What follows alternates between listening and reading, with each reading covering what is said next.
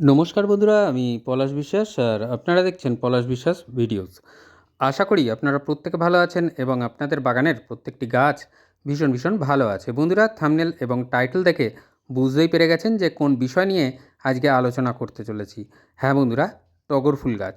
টবেতে টগর ফুল গাছে প্রচুর পরিমাণে ফুল পেতে গেলে এবং এই বর্ষাকালে বিশেষ করে আগস্ট মাসে টগর ফুল গাছে কীভাবে পরিচর্যা করলে আপনাদের টগর ফুল গাছের একটাও পাতা এবং কুঁড়ি হলুদ হবে না, আর তার থেকেও বড় কথা ফুটবে প্রচুর পরিমাণে ফুল এবং আপনাদের টগর গাছের বৃদ্ধি দুর্দান্তভাবে হবে, সেটাও কেবলমাত্র এক্কেবারে রান্নাঘরের ঘরোয়া উপাদান কিছু দিয়ে খাবারটা প্রস্তুত করতে হবে এবং কতদিনের ব্যবধানে দেবেন আর কতটা পরিমাণে দিতে হবে সেটা কিন্তু আজকের বলে দিচ্ছি। আর এছাড়াও এই খাবার দেওয়ার মানে পরে আর কী খাবার দিতে লাগবে আগস্ট মাসে সেটাও কিন্তু আজকের বলে দেব। তো সেই মতো আপনারাও পরিচর্যাটা করবেন, দেখবেন আপনাদের টগর ফুল গাছের প্রত্যেকটা মানে গাছের পাতা চকচকে সবুজ থাকছে, প্রত্যেকটা ফুল দুর্দান্তভাবে ফুটছে। তবে একটা জিনিস বলে দিই যে এই যে টানা বৃষ্টি চলছে, এই বৃষ্টির মধ্যে খেয়াল রাখবেন যেন টগর গাছের টবের মাটিতে গোড়ায় যাতে জল না হোল্ড হয়। জল যদি জমে বন্ধুরা, তাহলে যে কোনো গাছের কিন্তু ক্ষতি হয়ে যাবে। আর সেইটা রক্ষা করতে টবের মাটিটাকে সহজভাবে বানাতে হবে, তৈরি করতে হবে। তাহলেই দেখবেন যে শীত গ্রীষ্ম বর্ষা সবসময় কিন্তু আপনার গাছ সুস্থ থাকছে, ভালো থাকছে। আগেরটা যেটা সিঙ্গেল টগর, এটা হচ্ছে রাজ টগর বলা হয়। তো বিভিন্ন জন বিভিন্ন নামে ডাকেন।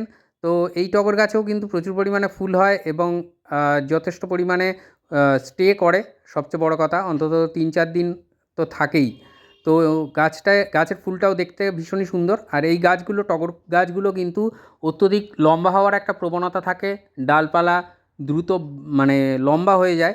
তো টবের গাছ সেই লম্বা অতটা তো ভালো লাগে না, তাই সফট প্রুনিং প্রায় সারা বছর ধরে আপনারা করতে পারেন, তাহলে কিন্তু খুব ভালো রেজাল্ট পাওয়া যাবে।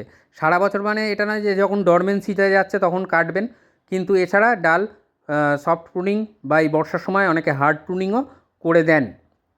করে দিয়ে হার্ড প্রুনিং করলে বা সফট প্রুনিং করলে কাটা অংশে হলুদ গুঁড়ো অথবা ফাঙ্গিসাইডের একটা প্রলেপ আপনারা কিন্তু অবশ্যই লাগিয়ে দেবেন, তাহলে আর ওই জায়গা থেকে ডাইব্যাক হওয়ার সম্ভাবনা যেটা থাকে সেটা আর হবে না।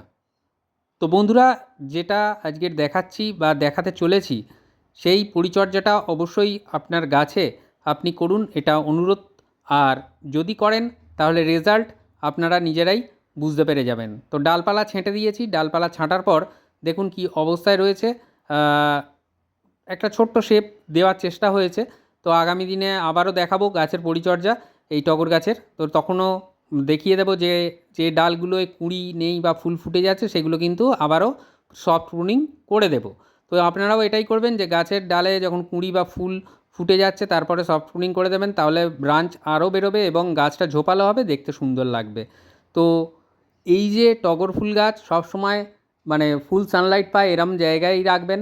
যখন মেঘ কেটে বৃষ্টি কেটে গিয়ে যখন রোদের দেখা মিলবে তখন যাতে আপনার গাছটি রোদ পায় সেটা অবশ্যই বিশেষভাবে দরকার। তো দেখুন ফিডার রুটগুলো উপরে চলে এসছে।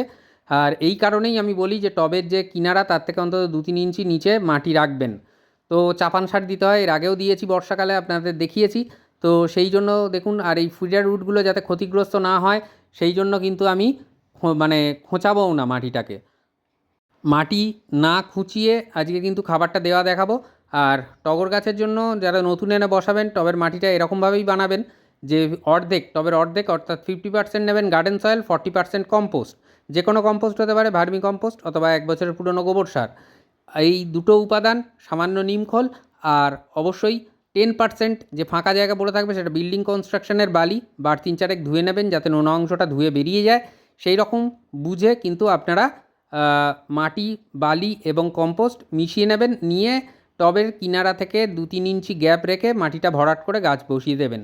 তো দেখুন রান্নাঘরের উপাদান বলেছি, একদম মানে সাধারণ জিনিস।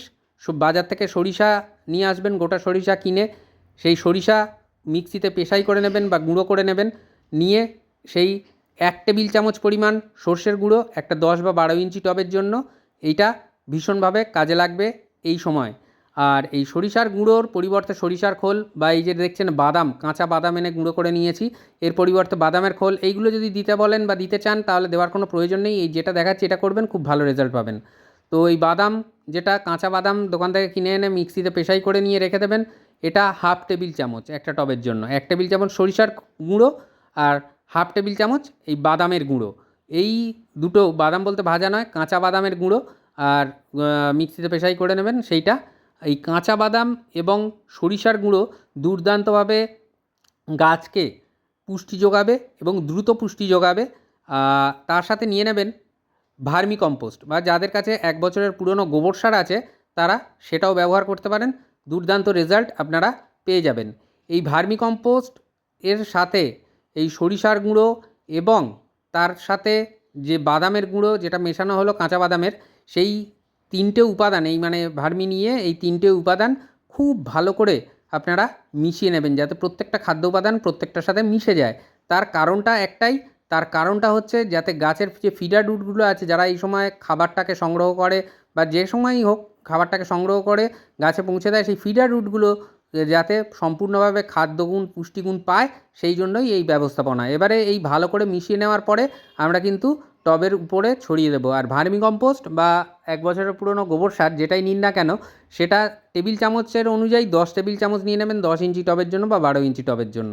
আমি হাতের 1 মুঠো পরিমাণে নিলাম, সামান্য কম বেশি হলে কোনো সমস্যা নেই। আর ঠিক যেভাবে দেখছেন এইভাবেই কিন্তু আপনারা উপরে জাস্ট মালচিংয়ের আকারে এরকমভাবে বিছিয়ে দেবেন, দিয়ে সামান্য জল দিয়ে দেবেন। খুব বেশি জল দেওয়ার প্রয়োজন নেই। তবে একটা জিনিস এর সাথে আরেকটা দিলে আরও ভালো রেজাল্ট পাওয়া যাবে, কারণ এই গাছ এখান থেকে যেমন সরিষার গুঁড়ো বা বাদামের গুঁড়ো থেকে নাইট্রোজেন, ফসফেট এবং পটাশিয়াম পেয়ে যাবে কিছুটা। তো তার পাশাপাশি কিছু মাইক্রোনিউট্রিয়েন্ট পাবে।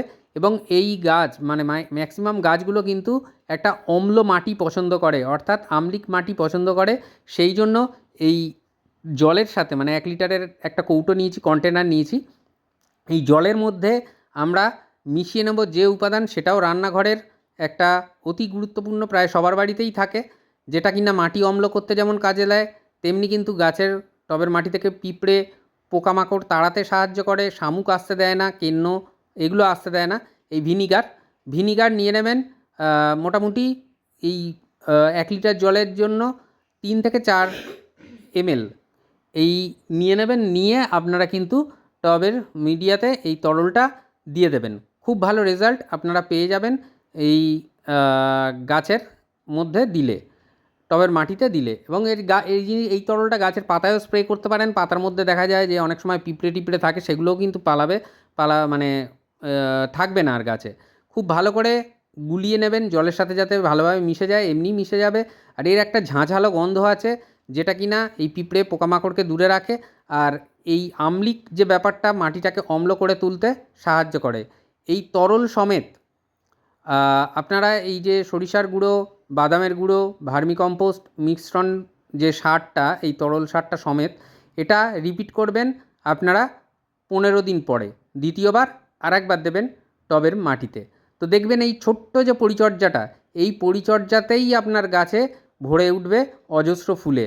আর অবশ্যই যেদিন আপনারা আরেকটা জিনিস দিতে বলবো, সেটা হচ্ছে মাইক্রোনিউট্রিয়েন্ট। কিন্তু তার আগে একটা ছোট্ট জিনিস বলে দিই, এই যে অনুষ্ঠান বাড়িতে জল খাওয়ার জন্য যে গ্লাসগুলো দেয়, 200 ml করে তরল ধরে, একটা 10 বা 12 ইঞ্চি টবের জন্য এই 2 গ্লাস দিয়ে দেবেন, অর্থাৎ 400 ml তরল আপনাদেরকে দিয়ে দিতে হবে।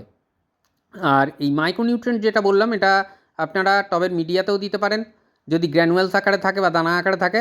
আর যদি দেখেন যে লিকুইড ফর্মেশনে আছে, যদি সিউইড বেস ফার্টিলাইজার হয় তাহলে তো আরোই ভালো হয়। সেটাকে এরকম জলে মিশিয়ে টবের মিডিয়ায় দিয়ে দেবেন। যেদিন খাবার দিলেন টবের মাটিতে, এই খাবারটা দেওয়ার ঠিক 5 দিন পরে আপনারা টবের মিডিয়ায় একবার মাইক্রোনিউট্রিয়েন্ট একটা দিয়ে দেবেন। গাছের পাতায় এই সময় স্প্রে করতে বারণ করব, তার কারণটা হচ্ছে বৃষ্টি হচ্ছে মাঝে মাঝেই, তো ধুয়ে বেরিয়ে যাওয়ার সম্ভাবনা থাকে, কাজ দেবে না। সেই জন্য মিডিয়াতে দিয়ে দিতে বলবো, যাতে কিছুটা হলেও যা গাছের পাতার মধ্যে সেই খাদ্য সরবরাহ করতে পারে এই গাছের ফিডার রুটগুলো। তো যেদিন দেবেন গাছে, সেদিন যদি একটু শেডি এরিয়ায় রাখেন তাহলে আরও ভালো হয়। তো যাই হোক, এইভাবেই পরিচর্যা করুন আগস্ট মাসে, ছোট্ট পরিচর্যা।